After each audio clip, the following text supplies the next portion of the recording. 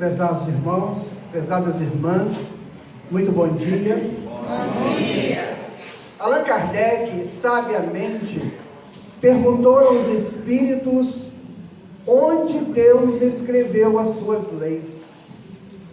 E eles responderam também sabiamente: as leis de Deus estão escritas na consciência de cada um de nós.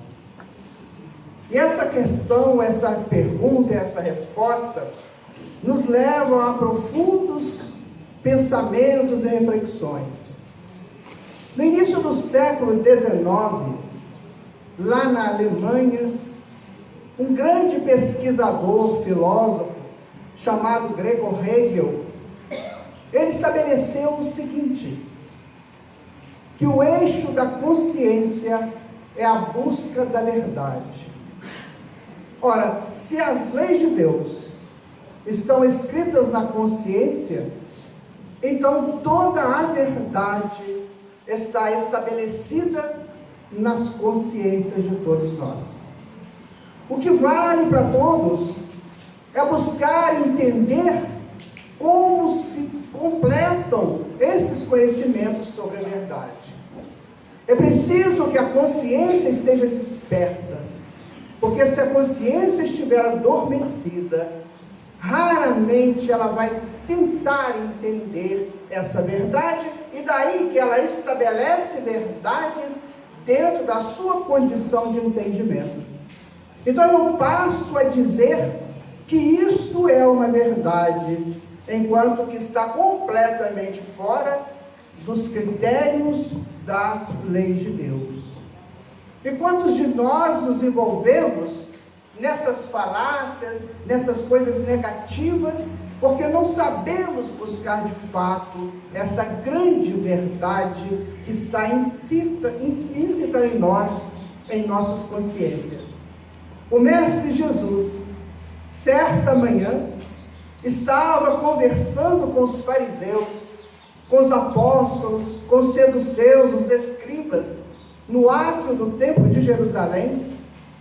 E naquele momento mágico, extraordinário, ele disse a célebre frase: conhecereis a verdade, e a verdade vos libertará.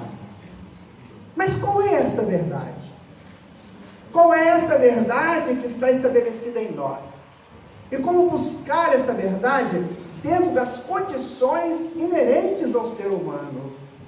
Sabemos que somos ainda criaturas num processo de evolução. Acima de nós estão espíritos superiores, cujo eixo da verdade já se expandiu. Mas para nós ainda humanos, recém-saídos das áreas da inconsciência, das áreas da irracionalidade, tentando nos adequar ao clímax da razão, precisamos entender um pouco do que é a verdade possível a nós. E vamos encontrar então na doutrina espírita algumas informações extraordinárias sobre a verdade. O que é a verdade? Pode perguntar aquele que a busca. A verdade é a imortalidade da alma. Nenhum de nós vai morrer. Não há a menor possibilidade física, científica, de deixarmos de existir. Segundo a física, uma energia criada nunca mais se destruirá, apenas se transformará. Jesus, no Evangelho de Lucas, capítulo 12, versículo 32, ele vai dizer assim: olhai os lírios do campo, as aves dos céus. Ora, as aves não tecem, os lírios não falam, e Deus, nosso Pai, nunca os deixou desamparo. Ora, se Ele não deixou o vegetal e o animal em desamparo, vai deixar você, que é muito superior a todos eles? Então Jesus estabelece para nós o nosso momento, a nossa posição dentro do processo de evolução. O filósofo Max Scheler, filósofo francês, No início do século XX, ele disse assim: o homem ocupa um posto no universo. Então, se ocupamos um posto no universo, significa que alguém nos delegou esse posto. E quem é esse? Essa pessoa é Deus. Então, desde o início, nós já temos a informação de que não seremos destruídos de forma alguma. Não há a menor chance. Há aqueles que buscam o suicídio, achando que se libertarão da vida, achando que vão para um mundo ou destruirão, e ali sofrem consequências terríveis do ato de rebeldia contra as leis de Deus. Então não é pela porta do suicídio que nós vamos encontrar essa verdade. Pelo contrário, vamos sofrer amargamente pelo tempo perdido, pelas coisas que deixamos de realizar. A imortalidade se estabelece então como uma grande herança de Deus para todos nós. Sou imortal.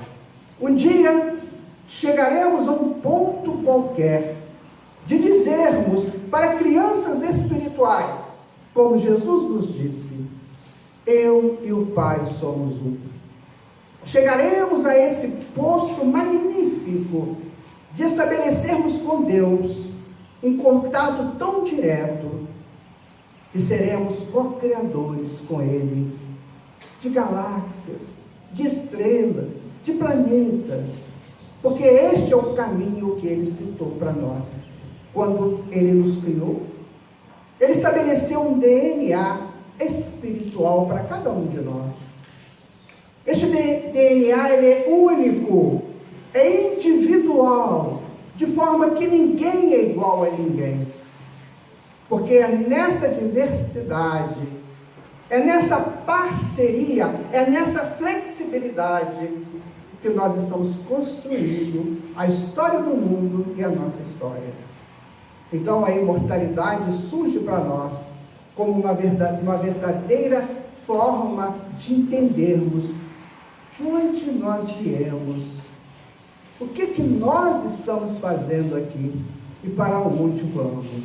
Stephen Hawking, que é hoje considerado o maior cientista da atualidade, que ocupa a cátedra de Newton em Cambridge, ele disse assim para os filósofos: desde que da ciência cuidamos nós, vocês cuidem de explicar para o homem de onde ele veio, o que ele está fazendo aqui e para onde ele vai. Essa comunicação de Stephen Hawking, essa mensagem dele é muito recente. E nós, espíritas, já temos essa resposta há bastante tempo, há mais de 160 anos. Sabemos que viemos de Deus, estamos nos agrupando nessa realidade e iremos para Deus de novo. Então, eis aí o eixo da imortalidade. De todas as formas, ou de qualquer jeito, nós chegaremos lá. O que importa para cada um de nós é entender qual é o seu papel dentro da vida. Qual é a sua aptidão? Qual é a sua vontade máxima? O que você de fato, quando olha o céu, o que você sente? Você ainda sente estrelinhas piscando que se uma cair você pode pedir um casamento? Ou você já olha para essas estrelas como caminhos extraordinários do mundo sideral que todos nós caminharemos um dia? Recentemente, a NASA divulgou que na galáxia não tem só 100 bilhões de estrelas. A nossa Via Láctea tem muito mais estrelas, ou seja, muito mais vida, muito mais probabilidades, muito mais estruturas que nós conheceremos um dia. Então eis aí a imortalidade, eis aí o caminho supremo de cada espírito. Há um outro eixo da verdade que nós podemos buscar, que é o eixo da comunicação psíquica. Atualmente, e desde que saímos lá da irracionalidade e pronunciamos os primeiros fonemas de maneira um tanto mais consciente, nós estabelecemos uma linguagem de comunicação entre nós. E cada nação estabelece a sua forma dessa comunicação. Mas essa comunicação é muito falha. Muitas vezes nós desejamos falar algo e falamos exatamente o contrário. Ou então é entendido de maneira diferente aquilo que queremos expressar. Daí criando as dissensões, as brigas, os problemas sérios, às vezes familiares, problemas entre amigos, problemas entre nações, que a diplomacia internacional não consegue resolver. Então Deus criou a comunicação psíquica. O que é a comunicação psíquica? É a comunicação de mente para mente via pensamento. Haverá um tempo em que nós não necessitaremos mais de articular palavras. Como disse, falhas, confusas às vezes palavras que nós nunca ouvimos falar, nunca ouvimos, não sabemos como dizer, como interpretar. E hoje, quando o mundo está nessa barca, onde cada um fala a sua língua, como é difícil, às vezes, viajarmos para outra pátria. Imagine você, que você foi deslocado para a China e tem que falar o mandarim. Que dificuldade que vai ser. Ou você foi para o Japão e tem que falar japonês. Porque falar inglês, francês, alemão até que dá. Você faz um curso rápido e mas vai falar essas línguas complexas, emblemáticas, fora do contexto da ocidentalidade. Então há que se ter uma comunicação diferenciada, que é a comunicação de pensamento por pensamento. André Luiz, certa feita, estava nas regiões umbralinas, com um mentor extraordinário ao seu lado, até que chega até ele, um daqueles sofredores daquelas regiões, e fala assim: por caridade, anjos dos céus, cuidem de mim, eu estou cego, há tanto tempo não enxergo mais nada. Então o mentor diz assim: André, dê um passe nele. O André fala: mas eu, Senhor, eu estou tão novo nesse trabalho. Não, André, dê um passe. E André então se aproxima daquele cego das regiões umbralinas e dá um passe nele, e o cego dá um grito: eu estou vendo, obrigado, anjo de Deus. E o André então se sente o máximo. Eu estou muito bom nisso, porque eu estou agora curando. Imagina você, eu já consigo curar cegueiras. Ele pensou, e o mentor falou: André, para com isso, para, que você não sabe o que você está pensando. Quem cura, André, é o Senhor, não somos nós. Então o mentor capta o pensamento de André. Não foi preciso que André dissesse nada, e ele capta o pensamento. Mas como que é que nós podemos trabalhar pensamentos, se nós ainda olhamos para as pessoas e dizemos assim: oh, minha querida, se eu pudesse te matar. Isso é aquela pessoa que já ouvisse isso. As nossas relações ainda não nos dão crédito para falarmos via pensamentos, porque mentimos muito nas nossas relações. Ainda somos hipócritas, ainda somos daquelas pessoas que não respeitam a individualidade alheia, e julgamos o tempo todo, e julgamos, muito embora o mestre tenha dito: não julgueis, porque pelo mesmo peso que você julgar, você será julgado. Mas nós não pensamos assim. Estamos cada vez mais julgando. Está vendo? Lá, está passando, o pensamento voa. Então nós ainda não podemos conversar psiquicamente, porque nós nos mataríamos uns aos outros quando começássemos a dizer as nossas verdades uns para os outros. Falta-nos ainda aquele sentido de fraternidade, aquele sentido que o apóstolo André tanto trabalhou. André foi o apóstolo da fraternidade. Entender a história de André é entender como ser companheiro, como se trabalhar junto ajudando um ao outro. André sabia que Pedro era um dos vasos mais escolhidos pelo Senhor.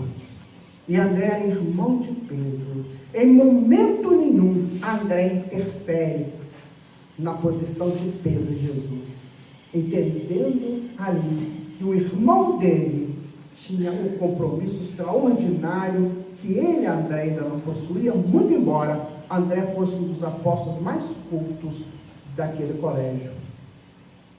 Então é preciso que a gente aprenda gradativamente a dominar o pensamento, a ter um controle sobre essa energia que sai, que flui de nós 90.000 vezes por dia.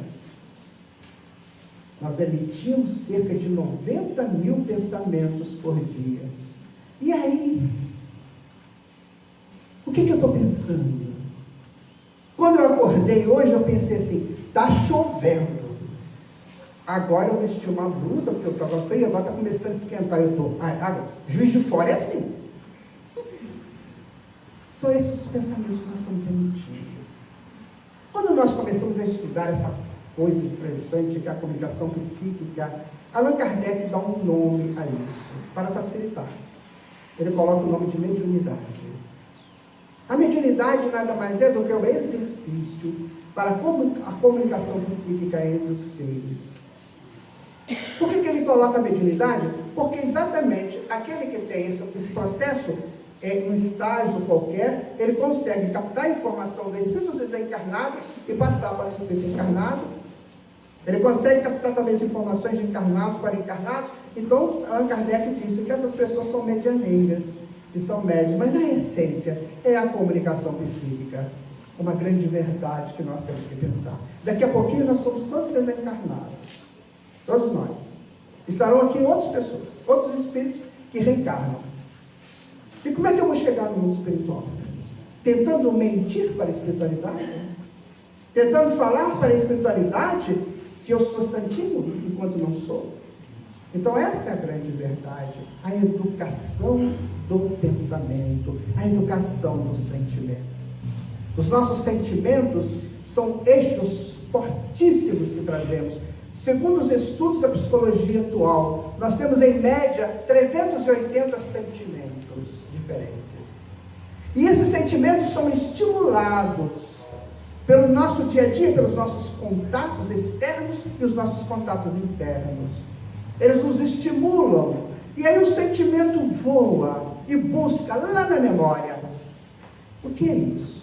Eu encontro com uma pessoa na rua, quando eu olho para a pessoa, me dá um estímulo, a emoção corre e leva para o sentimento, e o sentimento então vai dizer assim, a memória, vai buscar na memória, a memória diz, você não se lembra? Essa pessoa estudou com você quando você estava fazendo um fundamental. Sim, é meu amigo. Aí se for um afeto, você abraça, se for um desafeto, você empurra para lá. É assim que a coisa funciona. E depois do sentimento, vem o pensamento. O que é que eu vou fazer com essa pessoa? Então nós temos que educar os pensamentos a partir da educação dos sentimentos, transformando os nossos sentimentos negativos, de ódio, rancor, ciúme, mágoa, etc., em sentimentos positivos, porque aí nós não correremos mais o risco. Eu não tenho mais o que buscar dentro de mim sentimentos negativos, todos são positivos, até aquele que me agrediu, até aquele que me caluniou. Eu vou parafrasear Jesus e dizer, vamos orar por eles? Vamos orar pelos que nos perseguem, caluniam? Eu não estou fazendo nada de bom para eles, estou fazendo para mim, porque eu estou educando o meu sentimento. Então a mensagem do Evangelho é a mensagem de autoeducação. Muitas pessoas confundem isso, quando Jesus fala assim, ore para os seus inimigos. A pessoa fala assim, mas vou orar para aquele que está me fazendo mal? Não, meu amigo.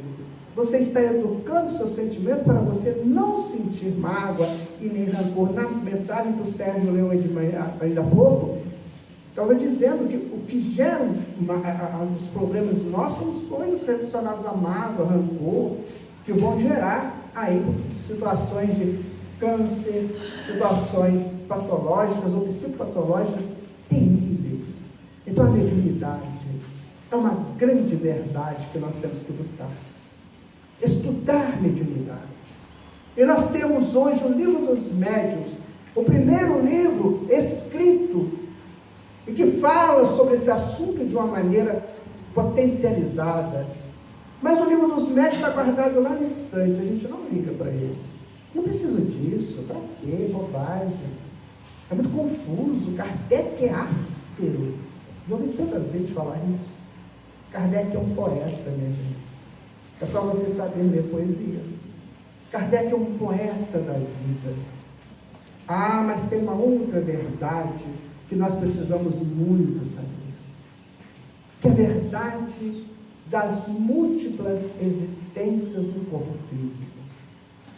Há pessoas que falam assim: eu não acredito nisso. Você tem todo o direito, eu bato palma para você, quando você contradiz uma posição que é dada. Aliás, isso faz parte da dialética hegeliana. O próprio Hegel disse isso. Você põe uma tese na mesa, deixa que as antíteses cheguem para você fazer uma síntese. Mas um estudo de parceria. Então eu falo assim: eu não acredito que eu já nasci em outras épocas. Eu não acredito nisso. Ótimo, mas então me apresente uma coisa melhor.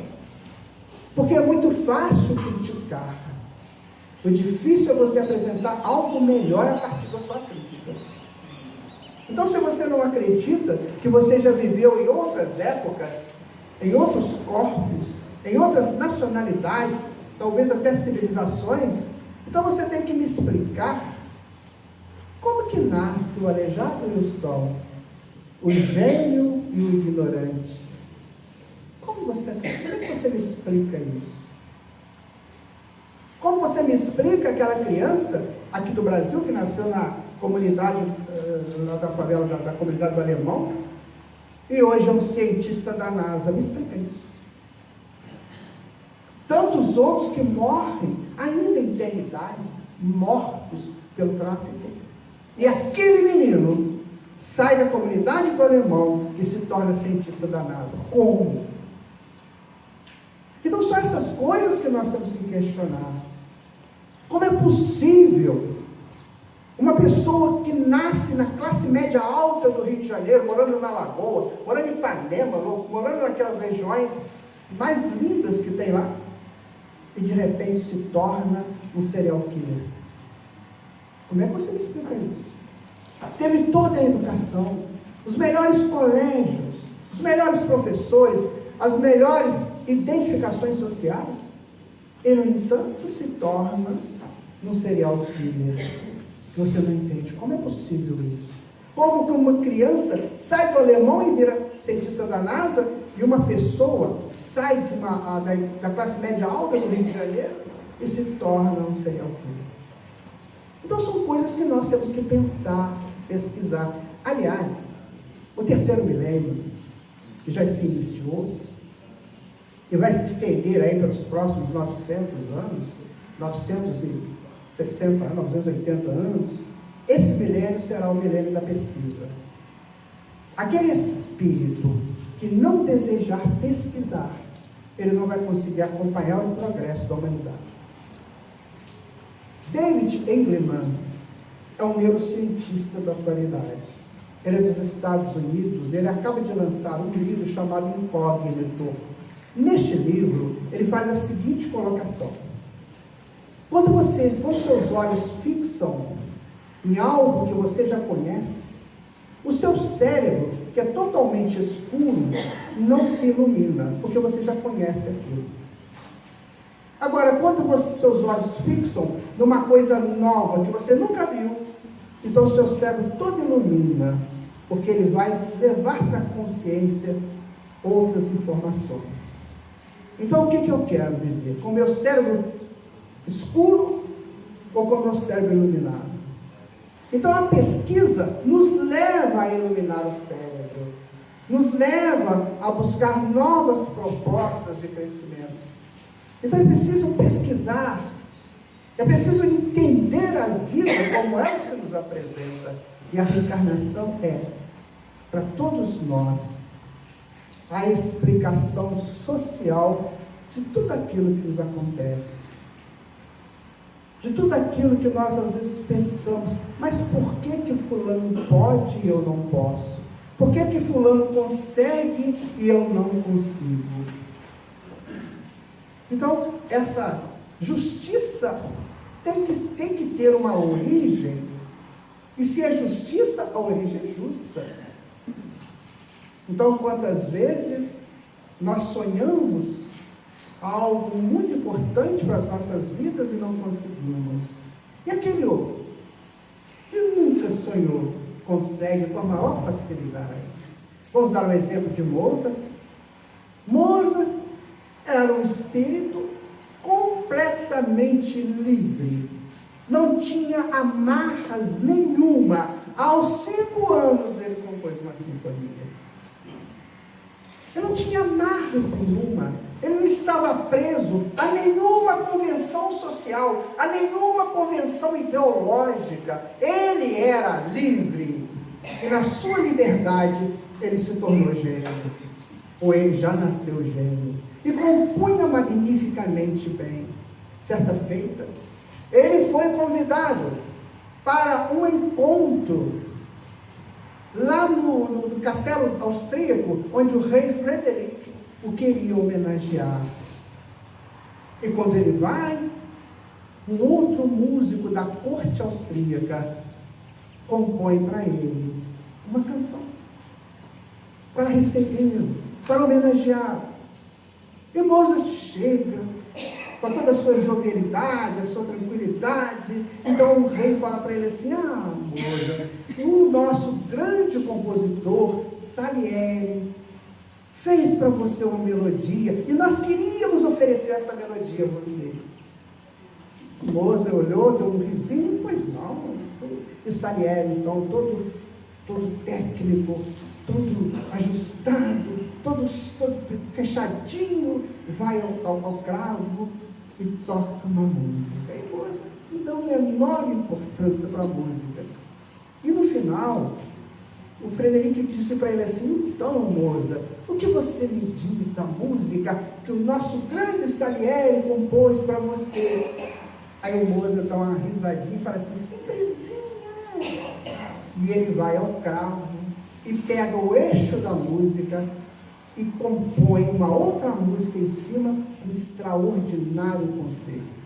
E o Salieri fica pensando assim: meu Deus, eu luto tanto pela música, e esse moço tão estranho, quase um leviano, faz isso aí. Onde está a justiça disso, meu Deus? Onde está a justiça? Então a justiça está na genialidade adquirida em outras épocas, em outras existências. Então é isso que nós temos que pensar seriamente. Analisar o nosso momento atual, o que nós conseguimos fazer e o que nós não conseguimos fazer. Porque, afinal de contas, minha gente, nós estamos vindo de um passado de aproximadamente, enquanto homens, de 5 milhões de anos. Há 5 milhões de anos que nós estamos lutando para entender a razão. Porque nós vivemos há 1 bilhão e 500 milhões de anos na irracionalidade.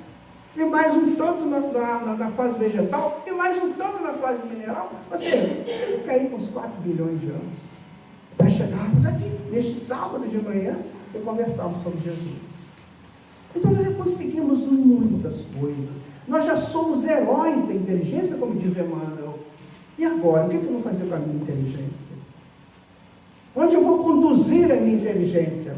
Eu vou conduzir para a ociosidade? Eu vou conduzir para pensamentos que possam tentar me dar vantagens que não são minhas? O que eu vou fazer com a minha inteligência? Eis a pergunta. Porque a reencarnação me trouxe até aqui. As vidas sucessivas me trouxeram até aqui, e não queiram vocês saber o que vocês foram nas outras encarnações. Segundo Emmanuel, não façam isso, porque na grande maioria dos casos não fomos boa gente. E basta ver a história da humanidade, né, irmão? É guerra sobre guerra, né? Um monte de problemas, de conflitos, nós tivemos lá. Então vamos começar a partir de agora a melhorar. Esquece o passado. Aquele negócio de ter sido príncipe e princesa, esquece isso. Vamos ser a partir de hoje. Jesus não quer saber o que nós fizemos ontem. Ele quer saber o que nós vamos fazer a partir de agora. Ah, mas tem uma outra verdade extraordinária, que é a verdade desse universo. Será que esses planetas todos que rolam por esse espaço infinito, será que eles são habitados?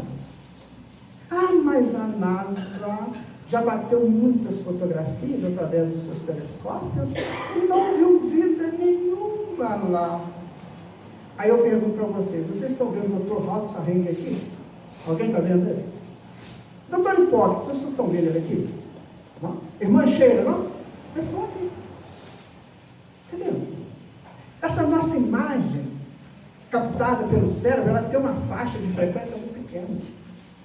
Então nós não podemos dizer que porque lá em Marte a gente não viu pessoas que não têm a vida. A nossa frequência visual não alcança, porque nós temos o infravermelho e o ultravioleta que nós não chegamos a ver. Então é preciso entender que Deus jamais criaria o universo com 210, 7 milhões de planetas, apenas para enfeitar os nossos olhos de crianças, muitas vezes abismados com a beleza da natureza. Não. Ali há vida.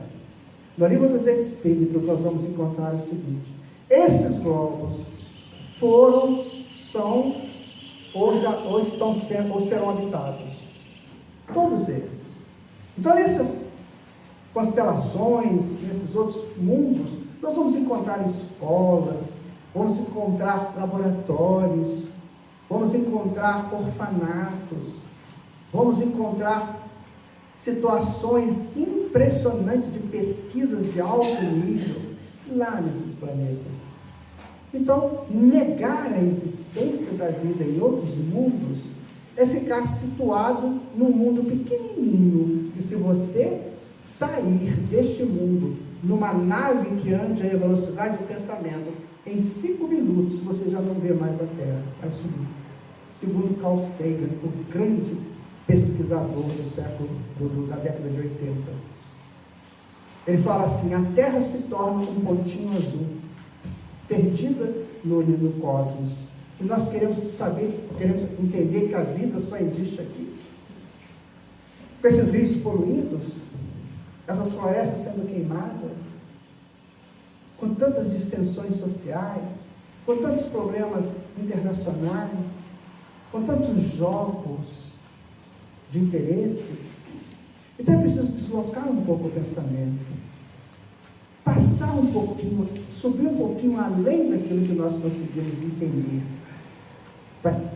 para sabermos que esses mundos são habitados. O próprio Senhor Jesus não dirige só o planeta Terra. Segundo Joana de Ângeles, ele dirige outros planetas também, inclusive na constelação, no sistema solar de Sírius, ele dirige lá um planeta. E nós vamos ler isso no livro Renúncia de Emmanuel. Então, minha gente, vamos expandir a nossa mente, vamos buscar um pouco mais essas regiões extraordinárias que nós temos que explorar. Mas enquanto eu negar e não colocar nada de melhor naquilo que me foi apresentado, eu estarei usando o quê? Usando o mesmismo, o monoteísmo, que é uma ideia única. Eu acredito, eu não acredito. Esse negócio de achar é muito interessante. Mas já perceberam que quando eu falo eu acho que, eu estou dizendo que eu não tenho certeza? E a gente usa tanto eu acho, né? Eu acho que. Olha, se você não tem certeza, como é que você vai dar uma opinião? Como você pode dar uma opinião daquilo que você não tem certeza? Então a gente usa muito isso. Ah, mas eu acho que. Eu acho que. E hoje isso nos meios acadêmicos está sendo cortado. Você não acha nada. Você tem que provar o seu pensamento. Você tem que estabelecer realmente quem você é. Eu não acredito em reencarnação. Ótimo. Agora, se você falar assim, eu acho que não tem reencarnação, aí você está dizendo para mim, eu não tenho certeza não. E nós estamos caminhando para um momento da busca da verdade, da busca da certeza. Então é preciso que eu pesquise. É preciso que eu busque, dentro dessa pesquisa, alguma coisa que me solidifique naquilo que eu estabeleço como padrão espiritual em mim. É isso que nós estamos fazendo. Os nossos dias a dias são quase sempre utilizados para cumprirmos as 4 necessidades básicas do homem, que é comer, dormir, trabalhar mecanicamente, não como quase sempre num projeto de busca, de pesquisa, mas trabalhar por trabalhar e reproduzir, quando quer reproduzir. Então, isso são as 4 necessidades básicas do homem. Isso, minha gente, os animais fazem também. Todos eles. Então, é preciso que o homem comece a pensar naquilo que Jesus falou, você é muito superior a eles. E comece a pensar nessa superioridade do homem para que ele busque outras coisas superiores. Busque outros conhecimentos. Que ele busque o prazer do estudo. Coisa que nós muitas vezes não sentimos. Vocês não sabem, minha gente. Pode ser que aqui, claro, tem pessoas que vão sentir, mas o prazer de estudar. Isso é um negócio tão sério, mas tão sério, que eu aconselho a quem goste não ir em uma livraria dessas grandes, porque você sai endividado já. O prazer de estudar é muito superior ao prazer de alimentar. Tanto assim, que tem pessoas que estudam o tempo todo, esquecem do alimento. Albert Einstein, quando eu estava ministrando aulas numa universidade, em determinado momento ele vai passando no pátio e vê um conjunto de alunos conversando, ele fala, por favor, me dá uma ajuda aqui. Eu estou vindo de lá ou de cá? Aí os alunos, professor, você está vindo de lá. Ah, então eu já almocei, obrigado. Vejam vocês que coisa interessante, né? Eu já almocei, eu estou vindo de lá no restaurante. Eu nem lembrava se eu já tinha almoçado. Eu não estava querendo, eu estava querendo aprender, crescer. Einstein perseguiu durante muitos anos a lei da relatividade e não conseguia. Um belo dia, ele vai passear nos bosques de Viena, eles ficam lá por uns 3 dias, embrenhados lá nos bosques. Quando ele volta com a lei pronta e fala assim, eu não fiz. Me passaram a lei. Além de tudo, o homem deu a média. Então, minha gente, essas são as pessoas que nos referenciam em avanços das nossas mentes. Mas a pessoa normalmente não gosta. Estudar é muito chato. É muito chato. E você deixa de pegar informações de forma tão simples. Às vezes, por exemplo, na minha casa, você anda lá, tem lixo para todo lado. Por que eu faço isso? Porque eu vou andando assim, ontem meu filho estava me enchendo a paciência, eu falei para ele assim, enquanto você fica aí fazendo essas confusões suas, eu vou estudar. Aí fui lá, peguei um livro, abri numa página qualquer e li 2 páginas.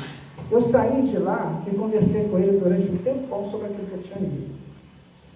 Eu não vou dizer para vocês porque não vai dar tempo, mas um cavalo que você perguntava para ele assim, quanto que é 4 vezes 3? Ele batia a pata 12 vezes. Sabia o cavalo fazer conta de matemática? Eles faziam. Esse cavalo ficou famoso no início do século passado. E aí até que os cientistas descobriram, né?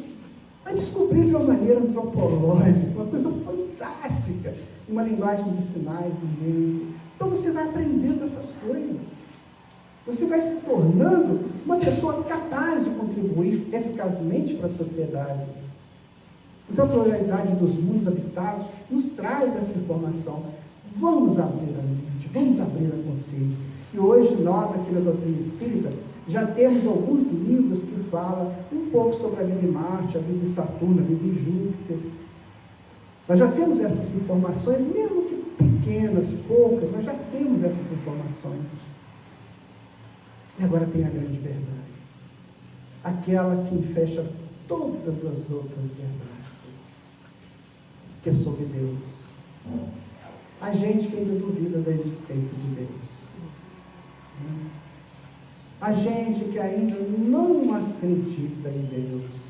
Nós temos hoje, aqui no planeta, instituições criadas para manter o ateísmo. Então você fica assim pensando, por exemplo, Dawkins, que é um dos grandes pesquisadores da atualidade, ele é completamente ateu. Ele diz assim: não precisamos de Deus. Para que Deus?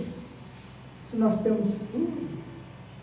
Se eu consigo transformar o que eu quiser, pegar da natureza, eu transformo. Mas quem fez a natureza? Foi um acaso. Então o acaso é Deus. Não tem problema. Dê o nome que você quiser. Então quando você lê lá no Livro dos Espíritos, primeira questão, Deus é a inteligência suprema, causa primária de todas as coisas. Muita gente lê isso e decora e sai falando. Não, vamos analisar. Se Deus é a inteligência suprema, Ele é capaz de fazer o que Ele quiser. Ele é a inteligência suprema, a nossa inteligência é relativa. A dele é suprema, ou seja, abrange tudo. E Ele causou tudo o que existe, inclusive nós. Olha, se Ele é a minha causa, o que eu tenho que fazer enquanto causa de Deus? Buscar o meu Criador. Isso é lógico. Olha, se Deus é amor, como disse João, na sua carta, primeira carta, no capítulo 4, ele diz assim: Deus é amor. Olha, se Deus é amor, eu sou filho dele, então o que eu tenho que ser? Amor. Isso é lógico. Se eu ainda não sou amor, eu tenho que saber por que eu ainda não sou amor. Por que eu ainda sou egoísmo? Por que eu ainda sou orgulhoso? Por que eu ainda sou ciumento? Por que eu ainda sou daquelas pessoas intragáveis que, nossa, não pode nem falar nada, que já levam tudo pelo lado contrário? Então eu estou contra a plataforma do amor estabelecida por Deus. O que é o amor, minha gente? O amor é uma sublime construção que passa pela inteligência, pela harmonia, pela perfeição, pelo belo, pelo bom. Aí você consegue chegar ao amor. Mas tem gente que fala que vai fazer amor. Olha, sinceramente, eu gostaria de saber como faz amor. Quais os ingredientes que você coloca na panela para fazer amor? Porque fazer amor é bem, mas é muito infantil. É como aquelas meninas brincando de casinha, fazendo comidinha de mentirinha. Exatamente. Amor não se faz, amor se constrói. Com educação, com responsabilidade, com muita inteligência, com muita harmonização, com muita perfeição de ideias, com muita beleza interior e com muita bondade também. Aí sim eu construo o amor, que é o que nós vemos no universo. A construção do amor nesses níveis. Então é preciso começarmos a pensar seriamente no nosso grande Criador. Naquele que em determinado momento tirou dele uma essência e colocou para evoluir. E essa essência hoje é cada um de nós aqui. Cada um de nós. Um dia Deus tirou dele uma essência qualquer e falou assim: vai, evolua. E colocou nela a semente que pode fazer com que essa essência domine toda a criação. Ele falou: vai evoluir, vai. Entra no campo da evolução. É como uma semente que você planta na terra. Deus nos planta na matéria. Vai chegar uma hora que você não precisará mais da matéria. Essa matéria é tão densa. Então você vai evoluindo, vai se deslocando da matéria até chegar na natureza pura do Espírito. Eu quero você de volta. Você vai sair daqui. Está saindo simples e ignorante. Eu quero você de volta, sábio e virtuoso. É isso que eu quero de você. É isso que nós estamos fazendo. Buscando a sabedoria, buscando as virtudes. O que são virtudes? Virtude é uma palavra que vem do latim virtus, que significa força. Então virtude é força. Eu quero que você chegue para mim sábio e fortalecido, empoderado do bem, para juntos continuarmos o grande trabalho da criação. Meus amigos, falamos 5 verdades. Lembra? Falamos da imortalidade, da mediunidade, reencarnação, pluralidade dos mundos habitados e Deus, não foi? Sabe o que é isso? A base da doutrina espírita. Toda a doutrina espírita se baseia nesses 5 pilares. As coisas que vêm depois são desdobramentos desses pilares. Então, se eu negar qualquer um desse pilar, eu estou negando uma verdade que está no meu eixo consciencial. Se eu ainda não entendo um desses 5 pilares, eu tenho que buscar conhecer, eu tenho que questionar, até aprender, porque aí sim, eu estou buscando o eixo da verdade, como disse Hegel, o filósofo alemão. Eu estou buscando com sabedoria o meu eixo da verdade. Então, o que é a verdade? Conhecereis a verdade, ela vos libertará. E à noite, Pedro, sabiamente, chega para Jesus e fala assim: Senhor, hoje pela manhã, o Senhor disse que nós conheceríamos a verdade e que ela nos libertaria. Mas eu pergunto, Senhor, o que é a verdade? Porque essa pergunta os filósofos fizeram ao longo das suas manifestações, desde a época dos pré-socráticos, há 2.700 anos atrás. Os filósofos fazem essa pergunta: o que é a verdade? Nietzsche foi talvez o que tenha mais se aproximado da resposta da verdade. Mas então Pedro pergunta ao Senhor Jesus. Pedro é daqueles dos meus. Ele não levava dúvida para casa. Tudo ele queria saber. Então Pedro chega para o Senhor e fala: Mestre, o que é a verdade? A pergunta magna do apostolado de Jesus. Então Jesus diz para ele assim: Pedro, se você quiser saber, a verdade é a busca das leis de Deus e a sua execução em nós e por nós. Essa é a verdade. Como a lei de Deus se expande pelos universos infinitos, porque existem milhares de universos, então eis aí o nosso trabalho, a partir de agora, buscarmos a verdade. Essa busca bendita da verdade. Ver aquilo que eu estabeleço como verdade e ver se está dentro das leis de Deus. Eu tenho que ter como padrão, como pedra fundamental, como pedra angular, eu tenho que ter o Evangelho de Jesus. Então, para isso, eu tenho que estudar o Evangelho. Porque se eu estudar o Evangelho, eu tenho, pelo menos, a informação da verdade. E aí eu vou começar a analisar o que eu acho que é verdade, o que eu entendo como verdade, para deixar de falar eu acho, para eu ter certeza. Então eu olho para o Evangelho de Jesus, quando ele fala assim, vamos repetir: amai aqueles que vos caluniam, que vos perseguem, orai por eles. Aí eu vou parar, dar uma respirada, e vou pensar, por que Jesus falou isso? Por que Jesus falou assim: aquele que não odiar seu pai, sua mãe, seu irmão, sua irmã, não é digno de ser meu discípulo? Sério isso? Só para vocês verem com pulga na orelha, odiar significa desapegar. Tá? A palavra odiar em aramaico não tem essa conotação que nós damos a ela aqui no Brasil. É desapegar. E aí nós vamos observando. Quando Jesus fala aquelas parábolas, quando ele vai mostrando para nós, por histórias, 44 parábolas, onde ele foi contando histórias, e nessas histórias, ele estabeleceu profundas verdades. Então, minha gente, eis o grande projeto nosso, enquanto espíritos imortais, para esse milênio: a busca da verdade. Muito obrigado, bom dia para vocês. Bom dia.